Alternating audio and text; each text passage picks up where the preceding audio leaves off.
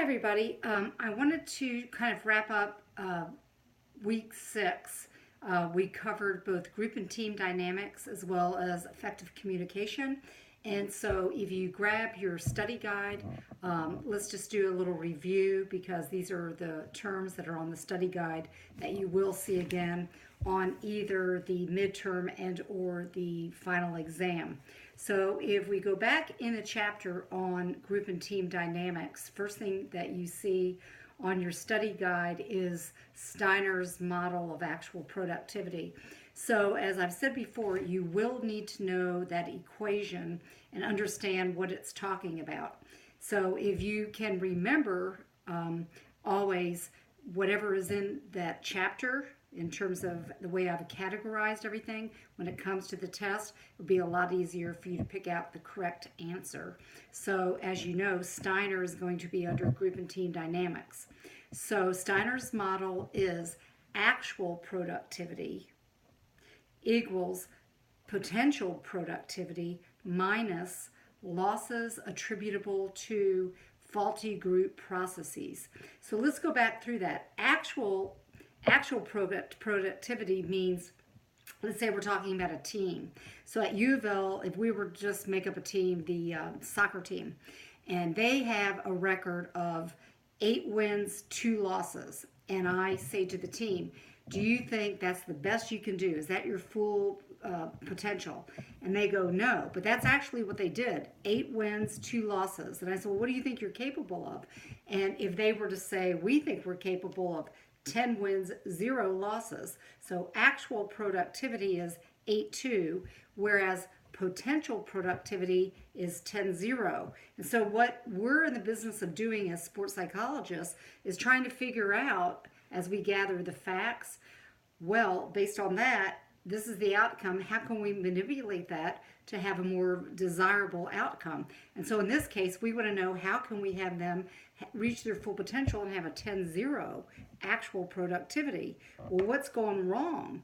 Well, the Steiner's model says faulty group processes and the things that break down or never were there to begin with are 2 things. And you'll have to know what the 2 faulty group processes are. One, lack or loss of motivation.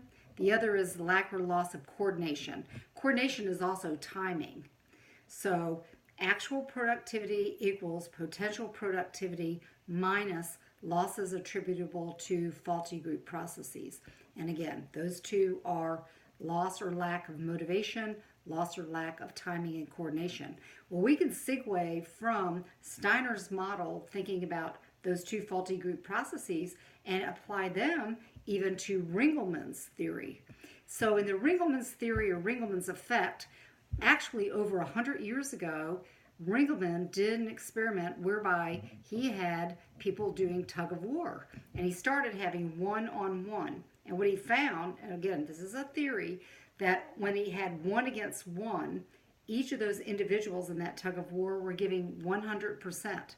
As he kept adding more participants, the level of effort diminished until the point when he had 8 against 8, they were only, in his theory, they were only giving 47 or 49% effort. And so his theory is saying that as we keep adding more participants, the level of effort diminishes. And when the level of effort diminishes, and if an individual on a team or in a group gives less than 100% effort, that's called social loafing. And so one of the reasons people loaf is when they don't think that their role on the team is important. So that's really important that each person on the team feels that we need you, whether it's just as an encourager or we need you to help with the timing and coordination. So in a tug of war, a person who might have felt like, gosh, I'm not strong, I can't do anything, one of the things they could have done that would have really enhanced timing and coordination, and this always works with tug of war, I do it in all my on-campus classes, is when they count off. So if somebody on the team, even a weakling like me, if I would have gone 1, 2, 3, pull, 1, 2, 3, pull, and on that pull, each person gives 100% effort, then the team typically does so much better. And then the final thing on your study guide is Triplett. So Norman Triplett was a competitive cyclist from Indiana, and his study was again on group and team dynamics And how do you promote motivation? Are people more motivated when they work out alone? Are they more motivated in a group or what?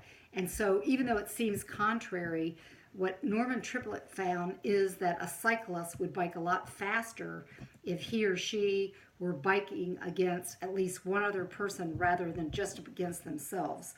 And the reason for this is in cycling, even though it's an independent sport, even if you're on a team, we can independently evaluate how each person is doing. Whereas on tug of war, we might not be able to ascertain which person's giving more effort. But when you think you're judged and evaluated and we know how you're doing individually, that person's a lot more likely to give 100% effort. So swimmers, if they're on a relay, we know their individual time, how they contributed to the relay, even though they were a part of a group on that little team, we know how they independently performed.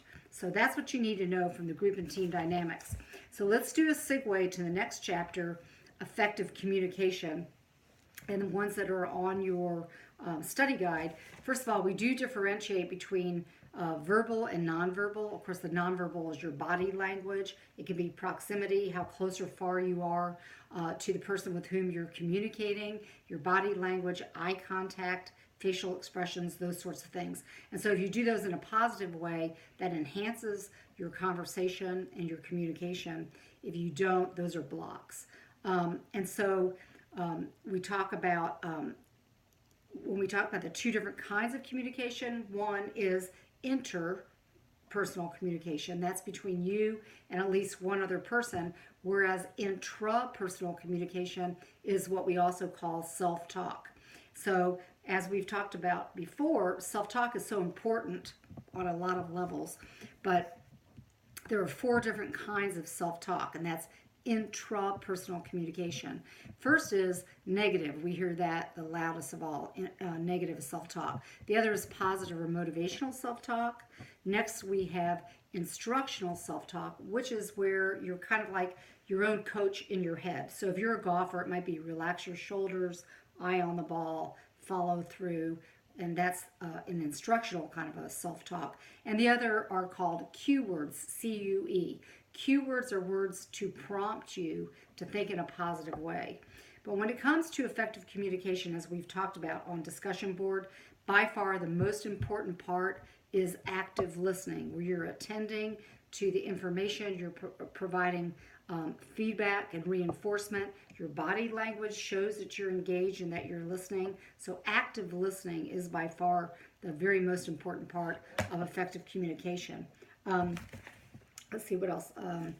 Your personal communication blocks. And then lastly, the sandwich approach. The sandwich approach via the textbook is the most effective way to provide constructive criticism. So you give a compliment, something you really like, followed by future-oriented instruction, meaning what might that person do in the future that would make it even better, followed by another compliment, something that they did really well.